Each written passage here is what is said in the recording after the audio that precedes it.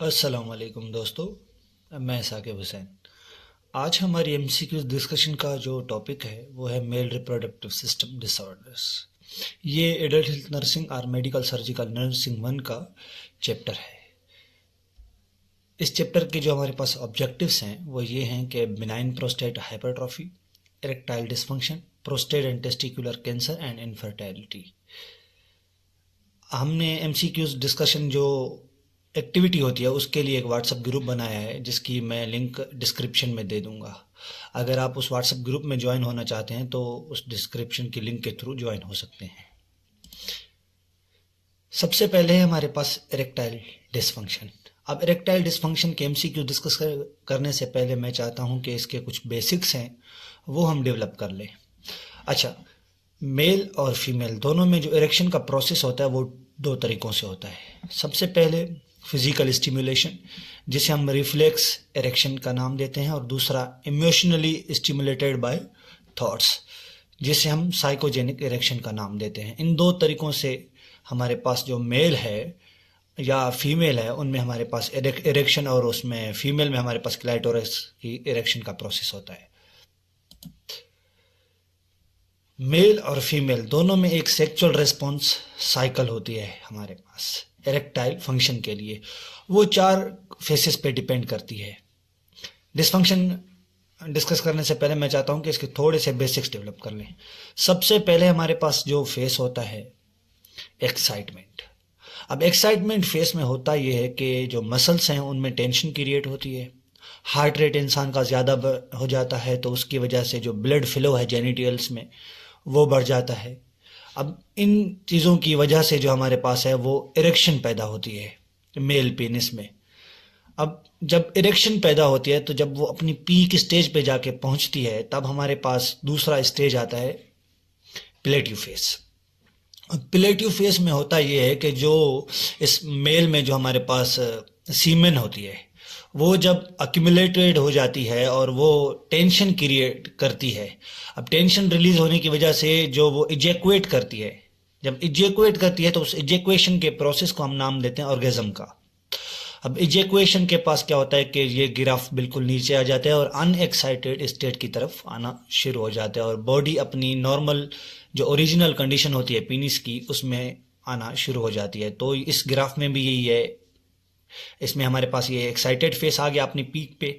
अब पीक पे आने के बाद हमारे पास क्या होगा कि यहाँ पे प्लेटिव फेस, ये प्लेटिव फेस में जैसे ही स्पर्म का इजेक्वेशन होगा हमारे पास सीमन का, तो ये हमारे पास नीचे गिराफ आता जाएगा अनएक्साइटेड फेस या रेजुलेशन फेस। तो इस तरह से हमारे पास इरेक्शन का प्रोसेस होता है। अब इरेक्टाइल डिसफंक्शन के एमसीक्यूज जितने भी हैं और मेल रिप्रोडक्टिव सिस्टम के अहम एमसीक्यूज, चाहे वो थ्योरेटिकल हों या नर्सिंग केयर के हवाले से सिनेरियो बेस्ड हों, वो हम आज इस वीडियो में डिस्कस करेंगे। तो सबसे पहला हमारे पास जो क्वेश्चन है वो ये है कि which of the following is the most common congenital defect in males? A orchitis, B cryptorchidism, C orchiectomy, D vasectomy. इसका जो सही आंसर है वो है ऑप्शन बी क्रिप्टोकोडिज्म। एक्सप्लेनेशन क्या है? Cryptorchidism is the most common congenital defects in the males characterized by the failure of bone one or both testes to descend into the scrotum।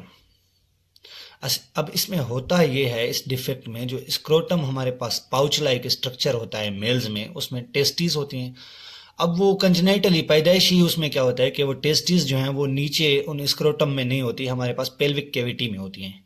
तो इसकी वजह से हमारे पास जो है वो इरेक्टाइल डिसफंक्शन होता है। Question number 2, what causes orchitis? A only viral infections, B only bacterial infections, C pyogenic, viral, parasitic, traumatic, chemical और अननोन फैक्टर्स जिसे हम एडियोपैथिक कहते हैं, एंड हार्मोनल इम्बैलेंसेस। तो इनकी वजह, इनमें हमारे पास कौन सा है कॉज जिसकी वजह से ऑर्काइटिस होता है? इसका जो सही आंसर है वो option C pyogenic, viral, parasitic, traumatic, chemical और अननोन फैक्टर्स। एक्सप्लेनेशन क्या है? Orchitis refers to the inflammation of testes which can be caused by pathogenic bacterial, viral parasitic infections, trauma, chemical exposures are unknown factors. Question number 3. What is the primary goal of vasectomy? A. To increase sperm production. B. To prevent the passage of sperm from the testes. C. To treat otitis. D. To enhance testosterone production. इसका जो सही answer है वो है option B, to prevent the passage of sperm from the testis. Explanation ये है कि वेजेक्टोमी हमारे पास एक स्टरलाइजेशन प्रोसेस है जिसमें एक मेल अगर वो वेजेक्टोमी करवाता है तो वो कभी भी बाप नहीं बन सकता थ्रू नेचुरल प्रोसेसेस, क्योंकि उस हमारे पास जो वास्ट डिफरेंस होती है वहाँ पे हमारे पास ट्रांससेक्टेड के थ्रू जो है वो कट लगाया जाता है और उसको सील किया जाता है ताकि स्पर्म जो है वो यूरिथ्रा तक ना पहुँच सके। तो इसकी वजह से हमारे पास जब स्पर्म नहीं आएगी तो फर्टिलाइजेशन नहीं होगी, तब वो इंसान बाप बनने के काबिल नहीं होता। तो इस प्रोसेस को हम कहते हैं vasectomy. Question number 4. What is orchiectomy? A. The surgical removal of one or both testis. B. A procedure to treat otitis. C. A non-invasive method to sterilize males. D. A procedure to fix cryptorchidism. इसका जो सही answer है वो option A, the surgical removal of one or both testis. Explanation क्या है? Orchitis is the surgical removal of one or both testis, typically performed for medical reasons such as cancer or severe injury. Question number 5. What is the condition where semen travels toward the bladder instead of being expelled through the urethra? वो कौन सी condition है जिसमें जो semen है वो urethra के बगैर backward travel करती है हमारे पास ब्लैडर की तरफ? ए. पेरिएपिज्म. B. Retrograde ejaculation. C. Erectile dysfunction. D. Premature ejaculation. इसका जो सही आंसर है वो है option B, retrograde ejaculation. Explanation क्या है? Retrograde ejaculation occurs when semen travels backward toward the bladder instead of being expelled through the urethra, often resulting from prostate or urethral surgery.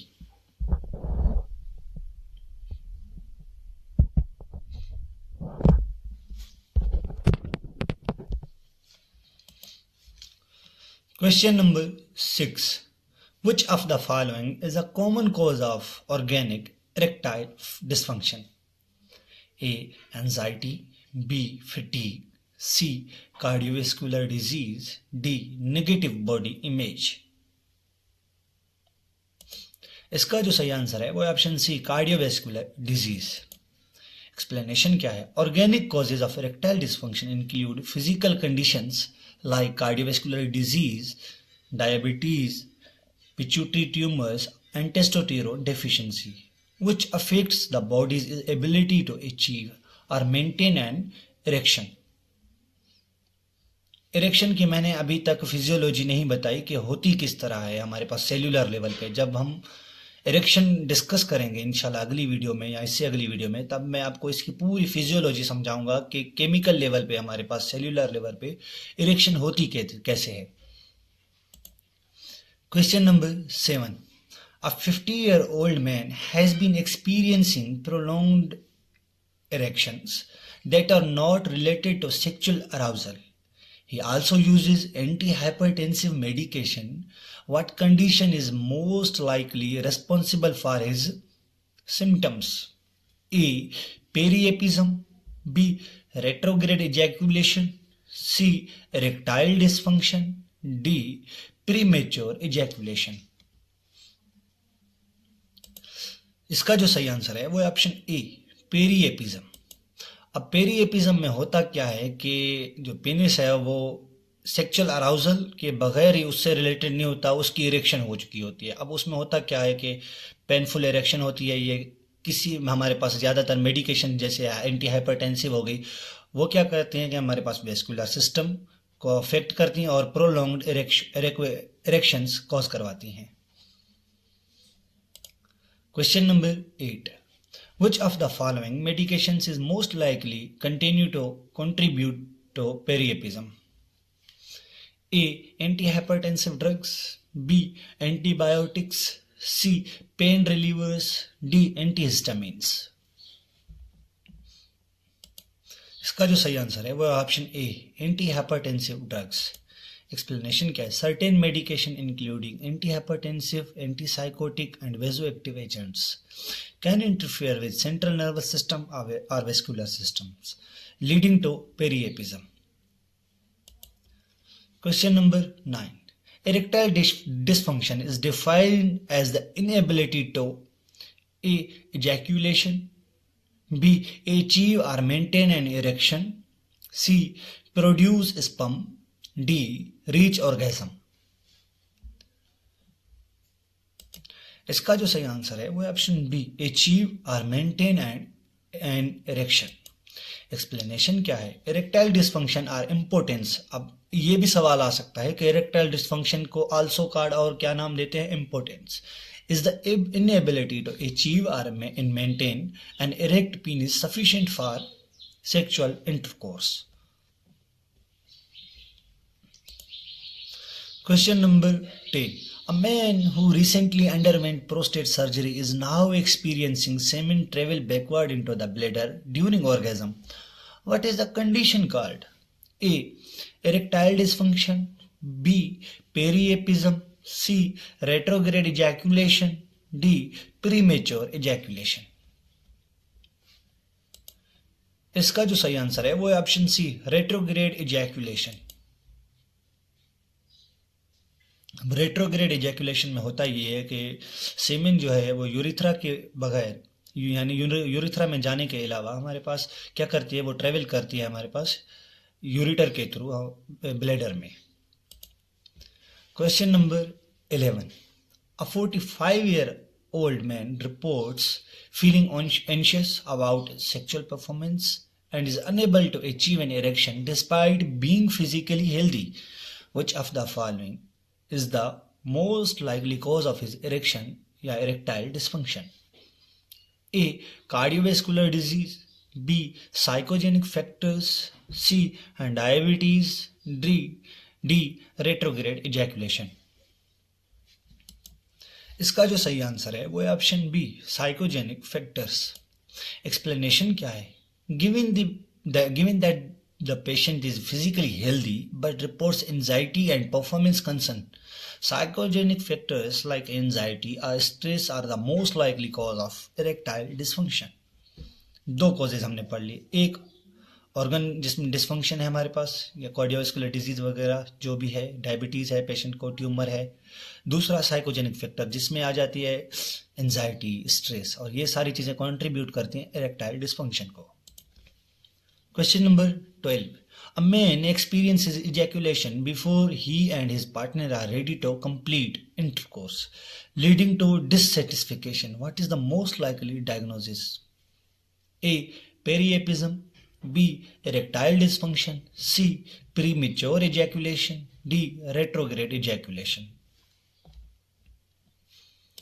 इसका जो सही आंसर है वो है option C, premature ejaculation. Explanation क्या है? Premature ejaculation is the condition where ejaculation occurs sooner than desired, often before or shortly after penetration, leading to dissatisfaction during sexual activity. Question number 13. Which of the following is the most common causative organism of prostatitis? आइटस जहां पर भी आप सुन रहे हैं इसका मतलब ये है कि वहां पर इन्फ्लामेशन है। A. Klebsiella. B. E coli. C. Proteus species. D. Fungi. इसका जो सही आंसर है वो है option B, E coli. Explanation क्या है? E coli is the most common bacterium responsible for causing prostatitis, although Klebsiella and Proteus species may also be involved, पर सबसे कॉमन ई कोलाई है। Question number 14. What is the common clinical manifestation of prostatitis? A. Chronic coughing. B. Sudden onset fever, C diarrhoea, D abdominal bloating. इसका जो सही answer है वो है option B, sudden onset of fever. Explanation क्या है? Prostatitis often presents with a sudden onset of fever along with other symptoms such as a dysuria, perineal prostatic pain and urinary symptoms. Question number 15. A 30-year-old man presents with fever, dysuria and perineal prostatic pain. A urine culture confirmed the presence of E. coli. What is the most appropriate initial treatment? A. Alpha-adrenergic blockers, B. Anti-inflammatory drugs, C. Antibiotics such as a trimethoprim and sulfamethoxazole, A. Suprapubic catheter insertion.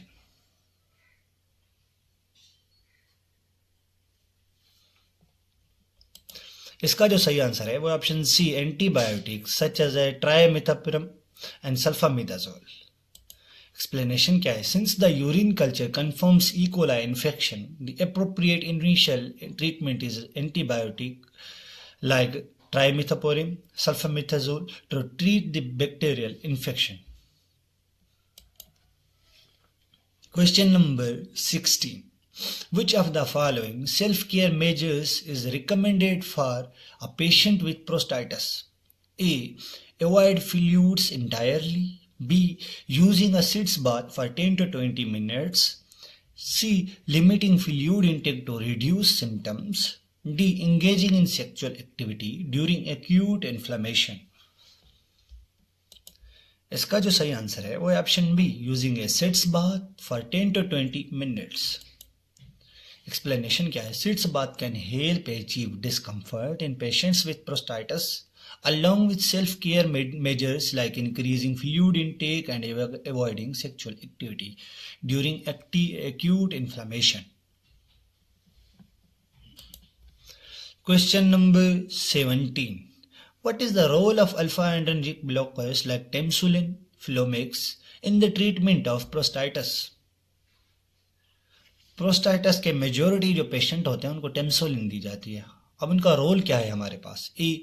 They provide pain relief, B. They reduce fever, C. They promote bladder and prostate relaxation, D. They treat bacterial infection.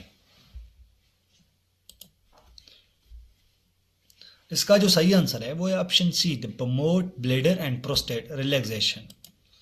Explanation क्या है? Alpha adrenergic blockers like tamsulosin, जिसका हमारे पास brand name है Flomax, help relax the bladder and prostate muscles which can improve urinary flow and relieve symptoms associated with prostatitis. Question number 18. A patient with prostatitis is experiencing severe urinary retention. What is the most appropriate intervention? A. Administer analgesics. B. Recommend a sitz bath. C. Insert a suprapubic catheter. D. Increase fluid intake. इसका जो सही answer है वो है option सी, insert ए suprapubic catheter. Explanation क्या है? Severe urinary retention requires a suprapubic catheter to assist with bladder drainage and relieve discomfort. Question number 19. Which of the following foods or fluids should be avoided by a patient with prostatitis due to their diuretic action or ability to increase prostatic secretions? A. Water. B. Alcohol, tea, chocolate, cola and spices. C. Milk. D. Apple juice. इसका जो सही answer है वो है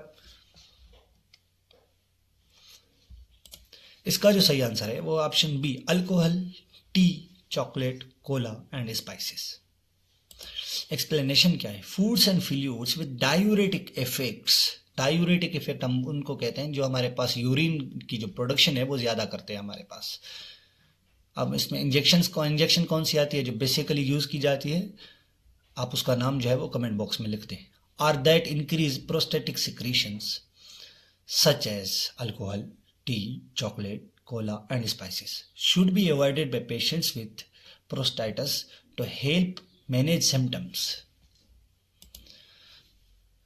Question number 20. Which of the following is a characteristic feature of prostatitis? A. Painful ejaculation. B. Sudden increased appetite. C. Severe headache. D. Excessive thirst.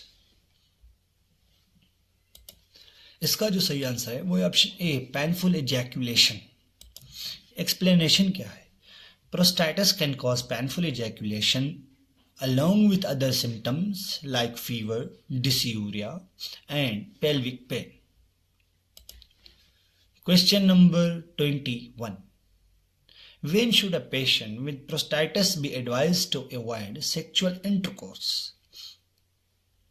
एक प्रोस्टाइटिस का patient है जिसको एडवाइज किया जाए, कब किया जाए कि वो सेक्सुअल इंटरकोर्स से अवॉइड करे? A. During the entire treatment course. B. During the acute inflammation phase. C. After an antibiotic treatment is completed. D. When symptoms resolve. इसका जो सही आंसर है वो है option B, during the acute inflammation phase. उसमें avoid करना है sexual intercourse.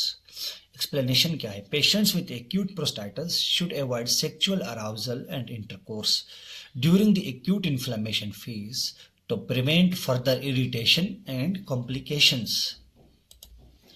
Question number 22.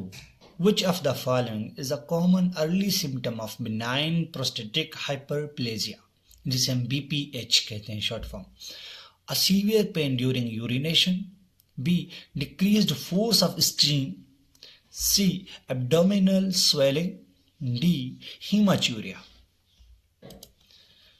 इसका जो सही आंसर है वो है option B, decreased force of stream. Explanation क्या है? Early symptoms of BPH often include hesitancy, decreased force of urinary stream, urinary frequency and nocturia. Question number 23. What is the primary mediator of prostatic growth in BPH? A. Testosterone. B. Dihydrotestosterone DHT. C. Estrogen. D. Prostate specific antigen PSA. इसका जो सही answer है वो है option B, dihydrotestosterone DHT. Explanation क्या है? DHT, a metabolite of testosterone, plays a critical role in prostatic growth and enlargement in BPH. Question number 24. Which of the following is a common diagnostic tool for BPH? BPH के जितने भी अगर हमें शक होता है या हेल्थ केयर प्रोफेशनल को, तो वो क्या करता है कि एक कॉमन डायग्नोस्टिक टेस्ट करवाता है उस पेशेंट से. उस टेस्ट का नाम क्या है? A. Abdominal ultrasound. B.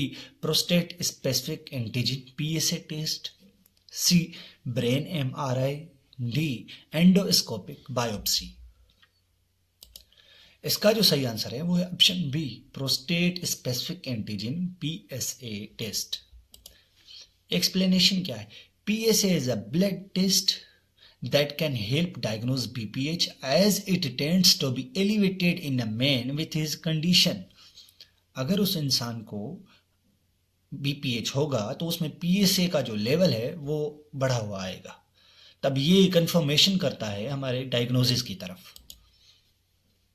Question number 25. Which of the following surgical procedures involve the removal of inner part of prostate through an endoscope? A. Prostatectomy. B. Transurethral resection of the prostate TURP. A. Perineal prostatectomy. D. Suprapubic resection. इसका जो सही answer है वो है option B, transurethral resection of the prostate TURP. Explanation क्या है? TURP involves the surgical removal of the inner part of prostate through the urethra using an endoscope. Question number 26. Which medication class is commonly prescribed for BPH to relax smooth muscles along the urinary tract? A alpha blockers, B beta blockers, C calcium channel blockers, D diuretics. इसका जो सही answer है वो है option A alpha blockers. Explanation क्या है? Alpha blockers such as Hytrin and Cardura help relax the muscles of the urinary tract, relieving symptoms of BPH. Question number 27. Which of the following is a potential side effect of alpha blockers used in BPH treatment? A. Weight gain, B. Dizziness and orthostatic hypotension, C. Insomnia, D. Increased appetite. Alpha blocker का common जो है वो side effect क्या है? इसका जो सही answer है वो है option B dizziness and orthostatic hypotension. क्यों होती है?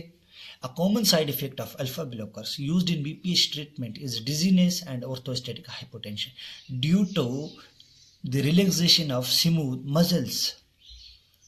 स्मूथ मसल्स कहाँ कहाँ पे होते हैं जिसकी वजह से ऑर्थोस्टैटिक हाइपोटेंशन होती है? Question number 28. What is the main goal of using Proscar in the treatment of BPH? A.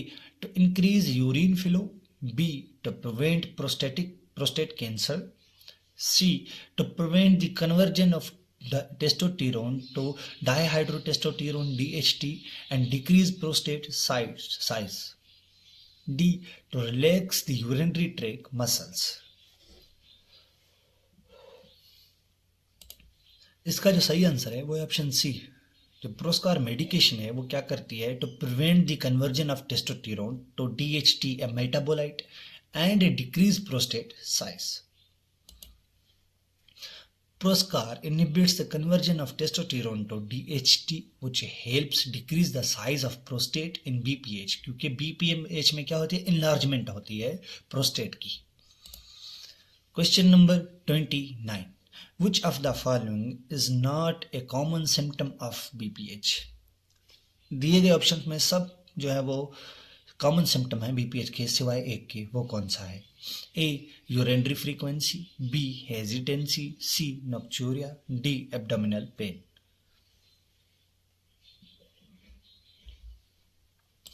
इसका जो सही आंसर है वो है option D abdominal pain. Explanation क्या है?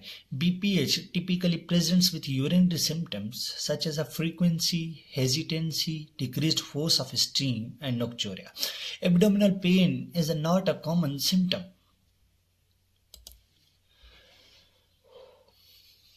Question number 30. A patient is prescribed Proscar for the BPH. What should the nurse educate the patient about? एक patient है जिसको प्रोस्कार दी गई है जो BPH का पेशेंट है। अब नर्स की यहाँ पे क्या रिस्पॉन्सिबिलिटी है कि क्या एजुकेट करे पेशेंट को कि प्रोस्कार का क्या काम है? A. Proscar will increase urine flow immediately. B. Proscar may cause weight loss. C. Proscar works by decreasing prostate size. D. Proscar should be taken only during acute episodes. इसका जो सही आंसर है वो है option C Proscar works by decreasing prostate size. Explanation क्या है? Proscar works by inhibiting the conversion of testosterone to DHT which helps decrease prostate size over time. अब BPH की कुछ अहम चीज़ें हैं जिसके मैंने MCQs एक दो बनाए होंगे और नहीं बनाए, उसको मैं यहाँ पे डिस्कस कर देता हूँ। अब जब अल्फा ब्लॉकर्स दे रहे हैं BPH के पेशेंट को, जैसे हाइड्रिन और कार्डियूरा हो गया, तो इसके साइड इफेक्ट हमने डिस्कस किए dizziness, orthostatic hypotension. Opium suppository reduce post operative bladder spasm. Narcotic analgesic, अब इनका साइड इफेक्ट कॉमन क्या होता है हमारे पास? कॉन्स्टिपेशन। प्रोस्कार हमारे पास बेसिकली क्या है? एंड्रोजन हार्मोन इनहिबिटर है। कौन से हार्मोन को इनहिबिट कर रहा है वो आपको पता है। डायग्नोस्टिक टेस्ट क्या होती हैं? बेसिकली BPH की कंफर्मेशन के लिए कि इस पेशेंट को BPH है। अब PSA PSA है जो हमारे पास वो इंक्रीज हुआ आएगा हमारे पास। यूरिन एनालिसिस जब उस पेशेंट को किया जाएगा, अगर उसमें हिमाचोरिया और UTI आ रहा है रेक्टल एग्जामिनेशन की जाती है क्योंकि बीपीएच में प्रोस्टेट की जो है वो साइज बढ़ जाती है। ये हमारे पास मोस्ट रिलायबल है। आईवीपी की जाती है एंड सीरम क्रेटिनिन की जाती है जिसकी लेवल हमारे पास बढ़ी हुई आती है। अब इन डायग्नोस्टिक टेस्ट से अगर ये पॉजिटिव है तो कंफर्मेशन होती है तो इस पेशेंट को बीपीएच है। Question number 31, what is the most significant risk factor for prostate cancer? A obesity, B advancing age over 55, C smoking, D high fat diet. इसका जो सही आंसर है वो है option B advancing age over 55। Explanation क्या है? Advancing age especially over 55 years is a significant risk factor for prostate cancer. Question number 32. Which of the following a symptom is commonly associated with metastatic prostate cancer? जब prostate cancer metastasise हो जाता है यानी जब उसकी primary location है prostate वहाँ से बाहर चला जाता है, दूसरे ऑर्गन को इन्वेड करता है, तो कॉमन सिम्टम क्या होता है हमारे पास? A weight gain, B back pain and the hip pain, C difficulty breathing, D loss of appetite. इसका जो सही आंसर है वो option B back pain and hip pain. क्यों होता है ये? अगर हमारे पास प्रोस्टेट कैंसर मेटास्टेसाइज कर रहा है बोन्स को, तब हमारे पास क्या सिम्टम्स होंगे? Back pain and hip pain. Question number 33. Which diagnostic test is commonly used to confirm the presence of prostate cancer? A. MRI, B. Transrectal ultrasound TRUS with biopsy, C. electrocardiogram, D. X-ray। इसका जो सही answer है वो है option B transrectal ultrasound TRUS with biopsy. Explanation क्या है? TRUS with biopsy is the standard diagnostic test for prostate cancer to confirm the presence of abnormal cells. Question number 34. What is the most common treatment for prostate cancer? A radical perineal prostatectomy, B. Radiation therapy, C. Chemotherapy, D. Observation only। इसका जो सही answer है वो है option A radical perineal prostatectomy. Explanation क्या है? Radical perineal prostatectomy which involve the removal of prostate and surrounding tissues is a common treatment for prostate cancer along with radiation and chemotherapy। Question number 35. Which of the following is a common symptom of testicular cancer? A. Difficulty swallowing, B. Palpable mass in testes, C. Painful urination, D. Persistent cough। इसका जो सही answer है वो है option B palpable mass in the testes। Explanation क्या है? palpable mass in the testes is a common symptom of testicular cancer and patients are encouraged to perform testicular self examination जिसे shortly TSE कहा जाता है monthly। Question number 36. At what age group is testicular cancer most commonly diagnosed? A. 15 to 35 years old, B. 40 to 60 years old, C. 55 to 70 years old, D. 30 to 40 years old। इसका जो सही answer है वो है option A 15 to 35 years old। Explanation क्या है? Testicular cancer is most commonly diagnosed in young men between the ages of 15 and 35। Question number 37. Which of the following treatments may be used for testicular cancer? A. Radical perineal prostatectomy, B. Bilateral orchiectomy, C. TURP, D. urostomy। इसका जो सही answer है वो है option B bilateral orchiectomy, removal of testis. Explanation क्या है? Bilateral orchiectomy which involve the removal of both testes is one of the treatment for testicular cancer along with chemotherapy and radiation therapy.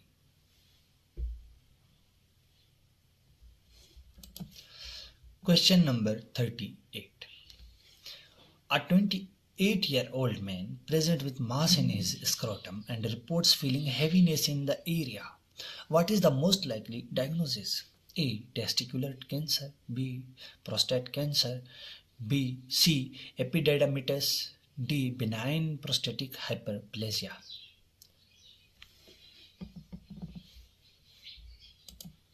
इसका जो सही answer है वो है option ए, testicular cancer.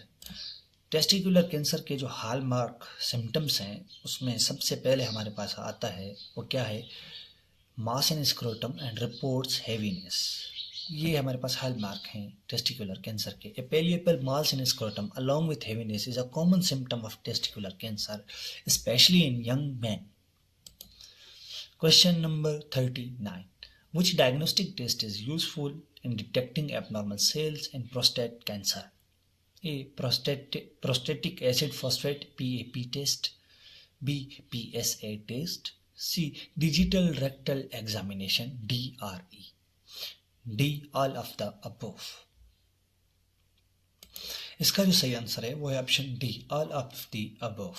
Explanation क्या है, prostatic acid phosphatase PAP, PSA and DRE all are useful diagnostic tests for detecting abnormal cells and sign of prostate cancer. Question 40. Which of the following is a common cause of male infertility? A. Hypertension. B.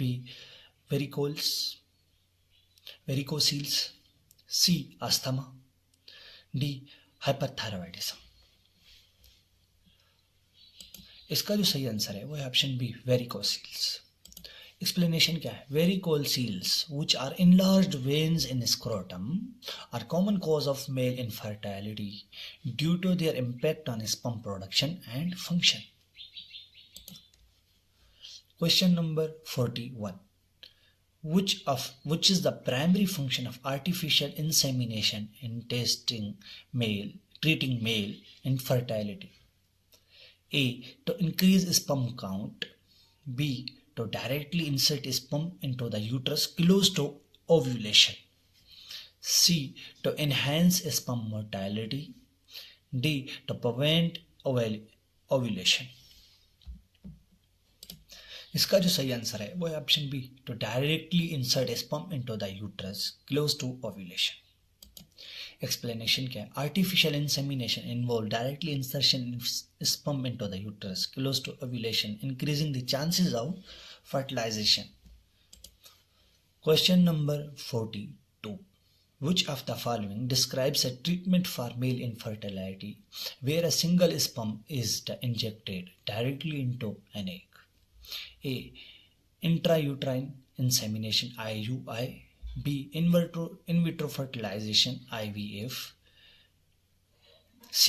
Intracytoplasmic sperm injection ICSI. D. Hormonal therapy. इसका जो सही answer है वो है option C, intracytoplasmic sperm injection ICSI। Explanation क्या है, ICSI is a form of IVF where a single sperm is directly injected into an egg to assist in fertilization. Question number 43. Which of the following is a potential cause of male infertility due to physical obstruction? A. Varicoceles. B. Retrograde ejaculation. C. Hormonal imbalance. D. Obstructive azoospermia. इसका जो सही answer है वो है option D, obstructive azoospermia. Explanation क्या है, obstructive azoospermia occurs when there is a physical blockage preventing sperm from being ejaculated leading to infertility. Question number 44. Which of the following is a common hormonal cause of male infertility? A. Low testosterone levels. B. High estrogen levels. C. High levels of prolactin. D. All of the above. इसका जो सही answer है वो है option D, all of the above.